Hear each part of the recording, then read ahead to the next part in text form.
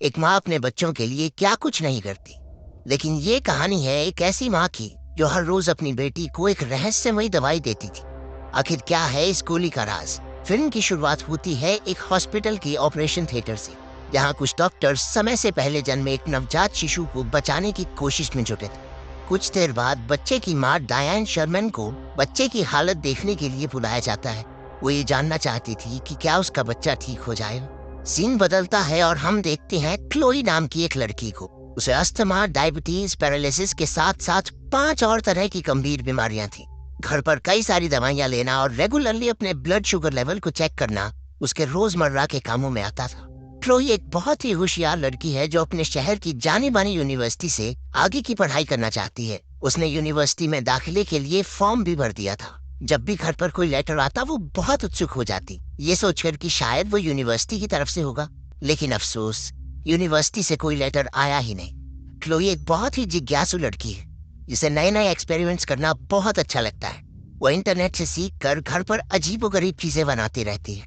एक दिन जब वो पढ़ रही थी तो उसे एक गाड़ी की आवाज सुनाई थी।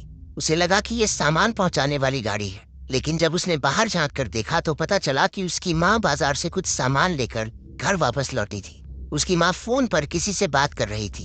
इस दौरान उसने डब्बे में झांक कर देखा और उसमें से कुछ चॉकलेट्स निकाल ली। वहां पर उसकी नजरें एक हरे रंग की दवाई की शीशी पर पड़ी, जिस पर डायन शर्मन यानी कि उसकी माँ का नाम लिखा था। लेकिन उसके हिसाब से तो उसकी माँ को कोई बीमारी नहीं थी। तो आखिर ये दवाई है किस चीज की? रात को क्लोई की माँ सोने से पहले उसे कुछ दवाइयाँ देती है। क्लोई तुरंत पहचान गई कि उन दवाइयों में एक हरा कैप्सूल भी था जो उसने पहले देखा था। उसने इस बारे में अपनी माँ से पूछा, लेकिन वो कहती है कि ये असल में क्लोई की ही दवा है और शीशी पर दुकान वाले दवाई खरीदने वाले का नाम लिखते हैं। क्लोई उसकी माँ के इस जवाब से पूरी तरह संतुष्ट नहीं थी, लेकिन अपनी माँ पर भरोसा करते हुए उसने अपनी दवाई ली और सीधा सोने चली। अगले दिन जिज्ञासा से भरकर उसने दवाइयों के डब्बे से वो शीशी निकाली और देखा कि दवाई का नाम ट्राइगॉक्सिन था। लेकिन उसे ये बात बड़ी अजीब सी लगी कि उस दवाई की शीशी पर अब उसका नाम लिखा था। लेकिन जब उसने वो स्टिकर उतारा तो पीछे डायन शर्मन का ही नाम था। उस रात सोने से पहले क्लोई को वही सारी दवाइयां फिर से दी गई, लेकिन इस बार क्लोई ने वो हरी गोली निगली नहीं और बाहर निकालकर जांच के लिए अपने पास रखी।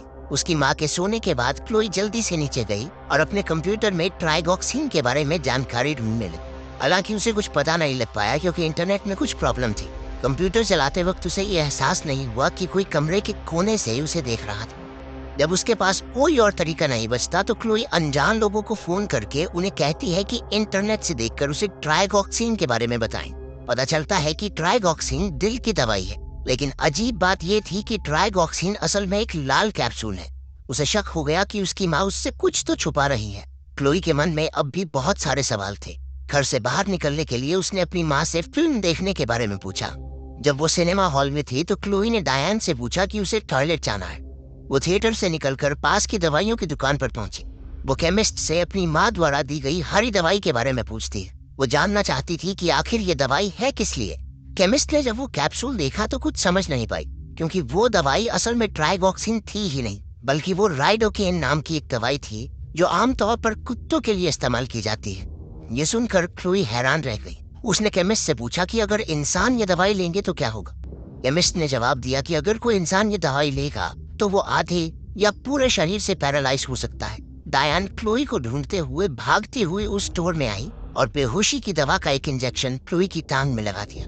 उसकी माँ उसे घर वापस ले आई। उसने क्लोई को कमरे में बंद कर दिया और खुद बाहर निकल गई एक नई लकवे की दवाई लेने, जो वो काफी समय से इंटरनेट पर ढूंढ रही थी।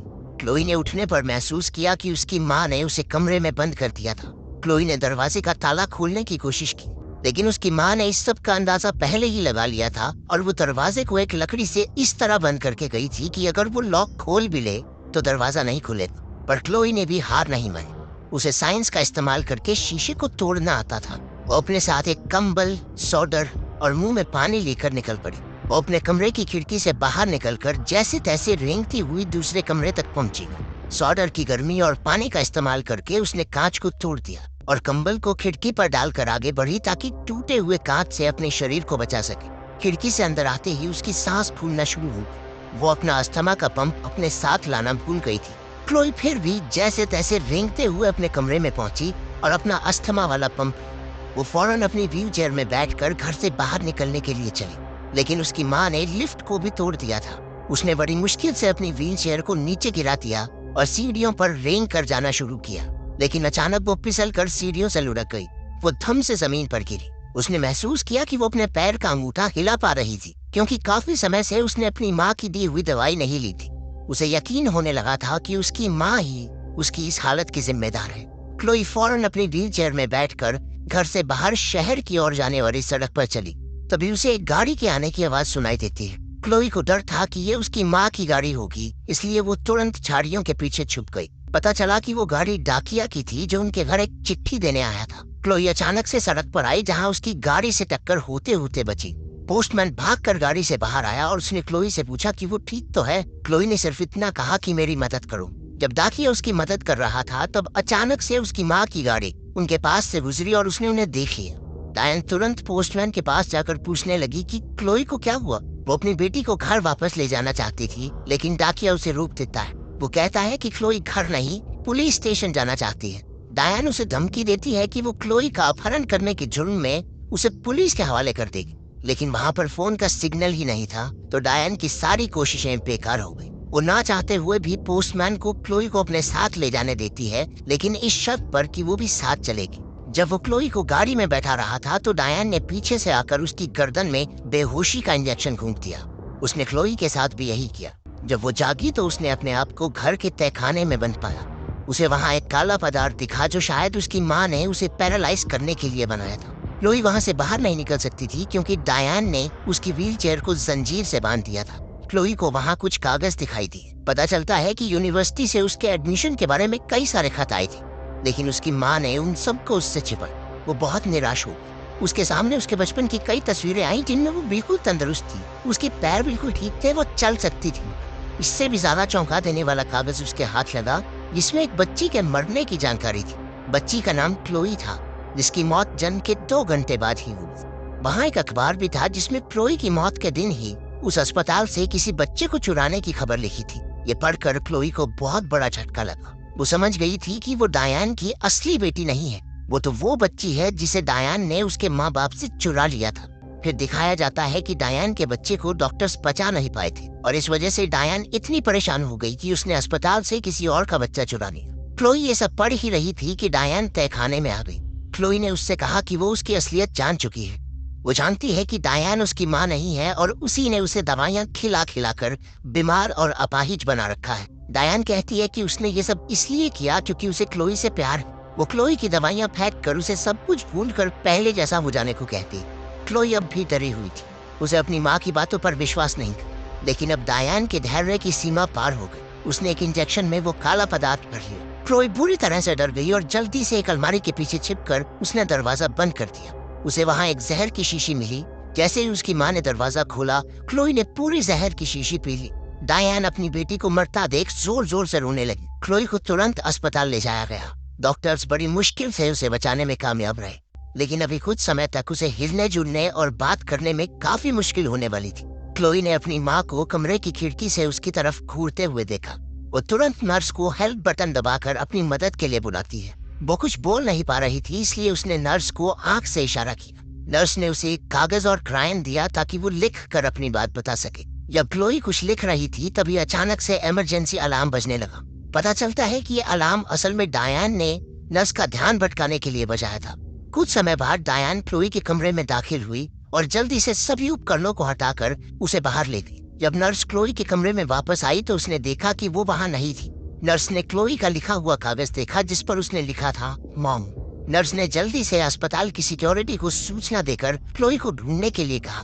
डायन क्लोई को जबरदस्ती वहाँ से ले जा रही थी। अस्पताल से बाहर निकलते वक्त एस्केलेटर पर क्लोई की माँ उसकी व्हीलचेयर को हिला नहीं पाती, क्योंकि असल में क्लोई ने अपनी टांगों को जकड़कर व्हीलचेयर को रोक दिया था। वो अपनी टांगों का इस्तेमाल कर पा रही थी। इतने में वहाँ अस्पताल के सिक्योरिटी गार्ड भी पहुंच गए। उन्होंने डायन को अपने हाथ ऊपर करने को कहा। उसने अपनी बंदूक उनकी तरफ तान कर कहा कि वो बस अपनी बेटी को घर वापस ले जाना चाहती है। उनमें से एक सुरक्षा कर्मी ने डायन पर गोली चला दी, जिसकी वजह से वो सीधी सीढ़ियों से नीचे गिर पड़ी। आखिरकार क्लोई को सही सलामत बचा लिया गया। इसके अगले सीन में 7 साल बाद पागलों के अस्पताल को दिखाया जाता है। क्लोई अब बड़ी हो चुकी थी और अपनी टांगे हिला पा रही थी। हालांकि अब भी ये उसके लिए एक संघर्ष था। वहां पर क्लोई डायन से मिलने आई थी। क्लोई उसे बताती है कि उसके असली परिवार के साथ उसकी जिंदगी बहुत अच्छी बीत रही है। उसके अब कई सारे दोस्त हैं और उसने अपनी पसंदीदा यूनिवर्सिटी से पढ़ाई भी पूरी कर ली। वो बताती है कि उसकी टांगे पहले से काफी बेहतर है, लेकिन ये इससे बेहतर हो पाएंगी या नहीं ये कहा नहीं जा सकता। जाने से पहले वो अपने मुंह से कुछ बाहर निकालती है। ये वही कुत्तों की दवाई थी जो डायन उसे दिया करती थी। क्लोई ने बड़े प्यार से उससे कहा, माँ, मैं तुमसे बहुत प्यार करती हूँ, चलो अब मुंह खोलो। इस खौफनाक नजारे पर फिल्म खत्म। अगर कहानी पसंद आई तो वीडियो को लाइक कर देना और ऐसी ही अनोखी फिल्मों की कहानियां सुनते रहने के लिए सब्सक्राइब